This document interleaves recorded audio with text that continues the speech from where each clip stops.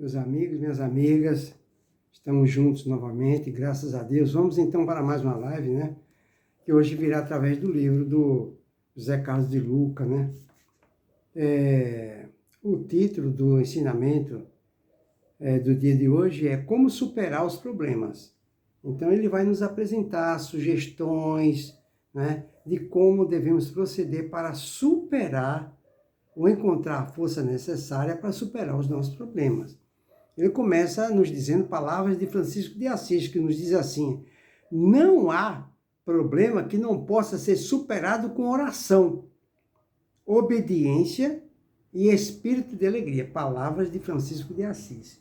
Em cima dessas palavras de Francisco de Assis, que eu faço questão de repetir, que nos diz: não há problema que não possa ser superado com oração, obediência e espírito de alegria.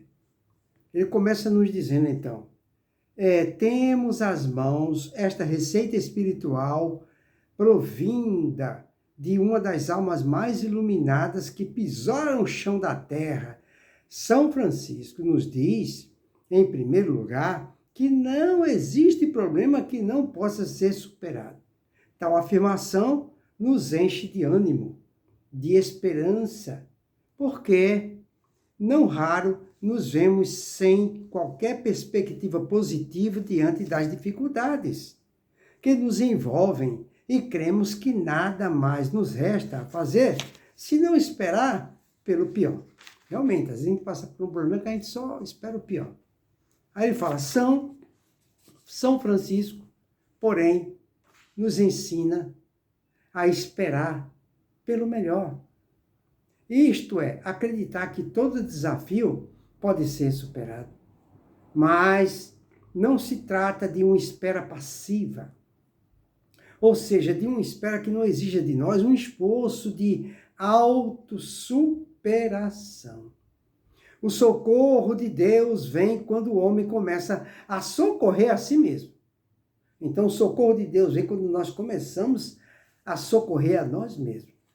Foi por isso que Jesus falou, ajuda-te, que eu te ajudarei. Se a pessoa não se ajudar, Jesus não pode nos obrigar a melhorar ou a fazer o bem. Aí ele fala, não, mas não se trata de uma espera passiva, ou seja, de uma espera que não exige de nós um esforço de autossuperação. O socorro de Deus vem quando o homem começa a socorrer a si mesmo. E de que maneira nós podemos fazer isso? São Francisco, ele estabelece 3 condições. Primeiro, nós temos que partir para o hábito contínuo da oração. Francisco de Assis fala isso. Oração. Segundo, obediência. Temos que ser obedientes. E em terceiro, ele fala, temos que adotar um espírito de alegria. De alegria. São 3 sugestões. Não é? O hábito da oração, obediência, que Francisco de Assis fala, né? E espírito de alegria, sermos alegres. Aí ele fala aqui, ele continua. Sobre a oração, Allan Kardec escreveu coisas muito importantes. 2 pontos. Vamos ver o que Kardec falou. Kardec fala, pela prece o homem atrai o concurso dos bons espíritos e do nosso próprio anjo guardião, não é? Que o vem sustentar nas suas boas resoluções e inspirar de bons pensamentos.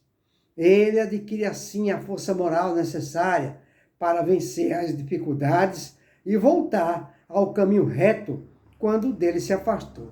E assim poderá desviar de si os males que atrairia pelas suas próprias faltas. Tá vendo? Esse é o poder da oração, mencionado por Allan Kardec como sugeriu Francisco de Assis, né? São Francisco. Aí ele fala, aí o autor do livro fala, isso não é formidável? Aí ele continua, agora vem a obediência, falamos da oração, é imprescindível o hábito da oração, porque a oração é o caminho mais rápido para chegar até Deus. Aí ele continua, a respeito da obediência sugerida por Francisco de Assis, ele nos diz o seguinte, estamos certos de que São Francisco está se referindo ao acato às leis divinas estabelecidas por Deus, para a nossa felicidade. É de fundamental importância conhecer leis espirituais que regem o nosso destino, pois a partir disso vamos nos movendo de acordo com o que nos favorece e nos afastando daquilo que nos prejudica. São essas leis que indicam o que devemos fazer ou não fazer, se somos felizes quando nos afastamos delas. É verdade, nós temos que nos esforçarmos para obedecer e cumprir a lei de Deus. Primeiro, São Francisco falou que nós temos que orar. Depois da oração, temos que obedecer a Deus, controlar nossos pensamentos, educar nossos pensamentos, não é? Controlar a nossa língua, evangelizar a língua, as nossas intempestividades, nossas más inclinações e más tendências. Tudo tem que ser controlado, baseando-se, estruturando-se nos fundamentos do nosso Senhor Jesus Cristo. Aí ele fala, quando uma pessoa transgride uma lei terrena, o que acontece quando a gente transgride uma lei terrena? Passa o farol vermelho para ver. Ele fala, quando uma pessoa transgride uma lei terrena, ela sofre sanções que vão desde multa até indenizações e até privação da própria liberdade, vai até preso, dependendo do delito, né? Ele continua, da mesma forma, quando não observamos as leis divinas, nós também sofremos um embargo de problemas que somente desaparecerão quando nos harmonizamos com a justiça cósmica. Temos que nos acertar com a justiça cósmica. Ele fala, pelas vias do amor e da caridade. Então, olha que coisa interessante. Na Terra, quando a gente infringe a lei humana, aí a gente é punido na multa, ou então vai preso. Essa é a punição, mas na lei de Deus, não. Na lei de Deus, quando a gente infringe a lei de Deus, a gente vai se acertar com as leis cósmicas. Como é que a gente vai acertar isso? Através da justiça cósmica, que é pelas vias do amor e da caridade. Eu tenho que me reajustar, eu tenho que me acertar com as leis divinas através do amor, da caridade e do perdão. É assim que a gente salda nossas dívidas perante as leis divinas. Aí ele continua, como conhecer então essas leis? Já que são tão importantes para nós, uma pergunta, né? Ele explica, teríamos que ler todos os textos sagrados para descobri-las? Outra pergunta. Paulo, o apóstolo, nos apresenta um caminho mais fácil. 2 pontos. Pois toda lei é cumprida em uma palavra, a saber, amarás o teu próximo como a ti mesmo. Eis aí a diretriz. Eis aí a forma como nós devemos fazer para saldar nossos débitos com as leis cósmicas, com as leis divinas. Ame a si mesmo, ame ao seu próximo e ame a Deus. Refletindo sobre a proposta da obediência formulada por São Francisco, chegamos à conclusão de que ele não nos pede para sermos obedientes ao amor, a essa postura, não é? E essa postura nos ajudará a solucionar todos os nossos problemas. Na maioria das vezes, somos obedientes ao egoísmo, ao ódio, à mágoa, ao pessimismo, à revolta e à indiferença, o que explica a existência de tantos problemas em nossa vida. Por que não, a partir de agora, obedecermos ao amor? Muitos milagres surgirão em nossa vida a partir de então. E, finalmente, São Francisco fala da importância da alegria. Então, nós já falamos aqui de 2 sugestões de que São Francisco nos apresenta para adquirirmos a capacidade para enfrentar as provas necessárias e inevitáveis, para a nossa própria evolução espiritual. A primeira é através do hábito da oração, a segunda é obedecer às leis de Deus. Fazer ao próximo aquilo que gostaria que fosse feito. E agora vem a alegria, a necessidade imprescindível de estarmos alegres.